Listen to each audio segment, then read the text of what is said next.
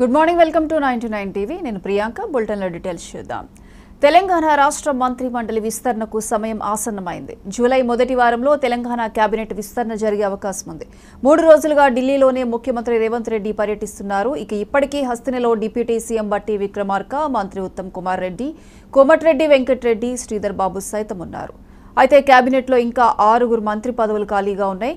ఇప్పటి వరకు సీఎం రేవంత్ రెడ్డితో పాటు కేవలం 11 మందికి మంత్రి పదవులను కేటాయించిన కాంగ్రెస్ పార్టీ త్వరలోనే మిగతా 6 మంత్రి పదవులను కేటాయించే అవకాశం కనిపిస్తోంది.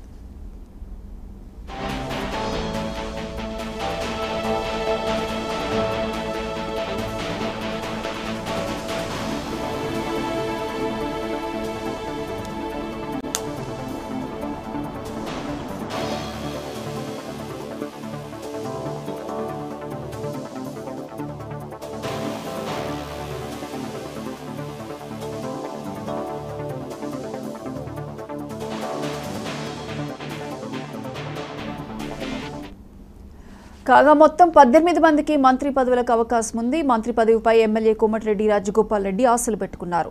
అలాగే రంగారెడ్డి, హైదరాబాద్ జిల్లాలకు కేబినెట్లో ఇంకా చోటు దక్కలేదు. గ్రేటర్ హైదరాబాద్ నుంచి మంత్రి పదవిపై ఖైరతాబాద్ ఎమ్మెల్యే దానం నాగేందర్, ఎమ్మెల్సీ బల్మూరి వెంకట్ ఆశలు పెట్టుకున్నారు. వీరితో పాటు సుదర్శన్ రెడ్డి, పోచారం శ్రీనివాస్ రెడ్డిలకు మంత్రి పదవులంటూ ప్రచారం జోరుగా సాగుతోంది. అయితే కొత్త మంత్రివర్గంలోకి వచ్చేది ఎవరనే దానిపై 2-3 రోజుల్లో క్లారిటీ రానుంది.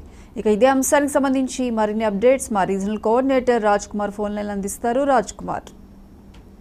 ప్రియాంక, తెలంగాణ రాష్ట్ర మంత్రి మండలి కూడా విస్తరణకు ముహూర్తం ఖరారైనట్టు కూడా తెలుస్తా ఉంది. జూలై మొదటి వారంలో కూడా తెలంగాణ కేబినెట్ విస్తరణ జరిగే అవకాశం ఉంది. దీనికి సంబంధించి ఇప్పటికే ఏదైతే ఢిల్లీ పెద్దలను గత 3 రోజుల నుంచి కూడా ముఖ్యమంత్రి రేవంత్ రెడ్డి కూడా ఢిల్లీ పర్యటిస్తున్నారు. ఇందులో ఇప్పటికే దాదాపు మంత్రివర్గ విస్తరణతో పాటు ఏదైతే నామినేటెడ్ పోస్ట్ లో కూడా నింపేందుకు కూడా రంగం సిద్ధమైనట్టు కూడా తెలుస్తా ఉంది. దీనికి సంబంధించి ఇప్పటికే ఢిల్లీ పర్యటనలో కూడా డిప్యూటీ సీఎం బట్టి విక్రమార్క, మంత్రి ఉత్తమ్ కుమార్ రెడ్డి, కోమటిరెడ్డి వెంకటరెడ్డి, శ్రీధర్ బాబు సైతం కూడా ఈ యొక్క తెలంగాణ రాష్ట్ర మంత్రులందరూ కూడా ఢిల్లీలోనే మకాం వేసి ఎవరెవరికి మంత్రి పదవి కేటాయించాలి పార్టీ శ్రేణులకు, సీనియర్ నాయకులకు కూడా కేటాయించే అవకాశం ఉంది. దీనికి సంబంధించి ఇప్పటి వరకు రేవంత్ రెడ్డితో పాటు 11 మందికి మాత్రమే మంత్రి పదవులు కేటాయించిన నేపథ్యంలో మరో 6 మంత్రి పదవులు కూడా ఖాళీలు ఉన్నాయి. ఖాళీలకు సంబంధించినటువంటి కొన్ని జిల్లాలకు ప్రాధాన్యత ఇవ్వకపోవడంతో కూడా ఆ జిల్లాలను ఇప్పుడు ఈ మంత్రివర్గ విస్తరణలో ఆ జిల్లాలకు కేటాయించాలని కూడా నిర్ణయానికి వచ్చారు. ఆదిలాబాద్ కావచ్చు, నిజామాబాద్, రంగారెడ్డి, హైదరాబాద్ సంబంధించి ఇవన్నీ కూడా అక్కడ మంత్రులు నియమించలేదు. దానికి సంబంధించి ఇప్పుడు ఆ జిల్లాల నుంచి ఒక సీనియర్లను తీసుకొని ఈ మంత్రివర్గ విస్తరణలో వారికి చోటు కల్పించాలని కూడా తెలుస్తా ఉంది. దాదాపు ఎవరెవరికి చోటు దక్కించాలనే దానిపై కూడా పూర్తి చర్చలు కూడా అన్ని కంప్లీట్ అయ్యాయి. జూలై మొదటి వారంలో వారందరినీ కూడా పిలుపు మేరకు వారి మంత్రి అవకాశం దక్కే ఉంది. దాదాపు ఏదైతే ఇప్పటికే ఎమ్మెల్యే కోమటిరెడ్డి రాజగోపాల్ రెడ్డి కూడా తన యొక్క ప్రయత్నాలు ముమ్మరం చేస్తున్నారు. ఏదైతే తన అన్నకి ఇచ్చిన నేపథ్యంలో తనకు కూడా మంత్రి పదవి కావాలని ఢిల్లీ పెద్దలను కోరినట్టు కూడా తెలుస్తా ఉంది. అదేవిధంగా రంగారెడ్డి, హైదరాబాద్ జిల్లాలకు కూడా కేబినెట్ లో ఇంకా ఇప్పటికీ కూడా చోటు దక్కలేదు. దీని నుంచి గ్రేటర్ నుంచి హైదరాబాద్ నుంచి మంత్రి పదవిపై కూడా ఖైరతాబాద్ ఎమ్మెల్యే దానం నాగేందర్, ఎమ్మెల్సీ బల్మూరి వెంకట్ కూడా ఆశలు పెట్టుకున్నారు. వీరిద్దరిలో ఎవరికో ఒకరికి మాత్రం మంత్రి పదవి వచ్చే అవకాశం ఉంది.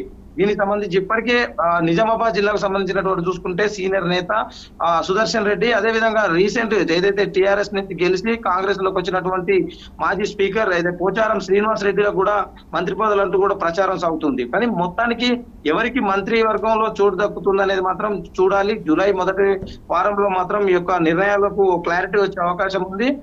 ఇప్పటికే దాదాపు ఇప్పుడు ఢిల్లీలో ఉన్నటువంటి 3 రోజుల పాటు ముఖ్యమంత్రి రేవంత్ రెడ్డి పర్యటిస్తున్న నేపథ్యంలో కేవలం మంత్రివర్గ విస్తరణకు సంబంధించినటువంటి బుజ్జగింపులు కావచ్చు, అదేవిధంగా జీవన్ రెడ్డి కొన్ని ఇవన్నీ ఇష్యూల మీద కూడా ఢిల్లీలో ఉండడం జరిగింది. దీనికి సంబంధించి జూలై మొదటి వారంలో మాత్రం ఎట్టి పరిస్థితుల్లో మంత్రివర్గ విస్తరణ ఉంటుంది. రాజ్ కుమార్, అయితే ఇటీవలే బీఆర్ఎస్ పార్టీ నుంచి పోచారం కాంగ్రెస్ పార్టీలోకి వచ్చారు. ఖచ్చితంగా పోచారంకి అయితే మంత్రి పదవి ఇచ్చే అవకాశాలు ఉన్నాయంటూ కూడా జోరుగా వార్తలు వస్తున్నాయి. అయితే ఆయన కూడా ఒక మంత్రి పదవి ఆశించే బీఆర్ఎస్ నుంచి కాంగ్రెస్కి వచ్చారనుకోవచ్చా? ఎస్ అది ఇప్పటికే అక్కడ ఉన్నటువంటి నిజామాబాద్ జిల్లాలో సీనియర్ నేత సుదర్శన్ రెడ్డి కూడా అక్కడ ఉన్నారు. తీవ్రమైన పోటీ ఉంది. కానీ మంత్రివర్గం ఆఫర్ ఇచ్చినందుకు అంటే గత ప్రభుత్వంలో అంటే టిఆర్ఎస్ ప్రభుత్వంలో కూడా స్పీకర్ గా చేశారు, మంత్రిగా చేశారు. సీనియర్ నేత తాను ఏదైతే ఆ మంత్రివర్గ విస్తరణలో తనకు చోటు దక్కుతుందనేది మాత్రం ఆ మంత్రివర్గ హామీలో ఇస్తేనే ఒక పార్టీ మారినట్టు కూడా తెలుస్తా ఉంది. అంటే అతనికి ఇస్తుందా లేదు అంటే, ఎందుకంటే మొన్న జరిగినటువంటి ఏదైతే జగిత్యాల ఎమ్మెల్యే కాంగ్రెస్ లోకి రావడం, దాన్ని జీర్ణించుకోలేక రాజీనామా అంటూ కూడా జీవన్ రెడ్డి బయటికి రావడం, తను ఒకసారిగా రాజీనామా చేస్తా అనడం, ఇవన్నీ అంటే పార్టీలో ఒక్కసారిగా కూడా తీవ్ర విమర్శలు ఎదుర్కొన్న నేపథ్యంలో జీవన్ రెడ్డి ఢిల్లీకి వెళ్ళడం, ఇలాంటి పరిస్థితులలో మొన్ననే ఏదైతే బీఆర్ఎస్ నుంచి గెలిచి ఆ కాంగ్రెస్ కు వచ్చినటువంటి పోచారం శ్రీనివాసరెడ్డికి మంత్రి పదవి వస్తుందని కూడా తను భావించినప్పటికీ చూడాలి. అంటే అసలు అంటే ఒక పార్టీ మారితే మంత్రి పదవి ఇస్తుందా లేదా అన్నది అదే. కానీ అతను మాత్రం గత ప్రభుత్వంలో అన్ని ఏదైతే స్పీకర్ గా చేశారు, మంత్రిగా చేశారు కాబట్టి తనకి చోటు దక్కుతుందని అంటున్నారు. కానీ ఇక్కడ ఉన్నటువంటి కాంగ్రెస్ లో మాత్రం ఇప్పటికే కొన్ని విమర్శలు ఏదైతే పార్టీలో ఎప్పటి నుంచో పనిచేస్తున్న వారికి మాత్రం ఇవ్వకుండా తాము ఊరుకునేది లేదని కూడా కాంగ్రెస్ నుంచి లోన జరుగుతున్నటువంటి చర్చలు చూడాలి. ఎవరికి అంటే పోచారంకు మాత్రం దక్కుతుందా లేదా అనేది మాత్రం వేచి చూడాలి. Right Raj Kumar, thank you.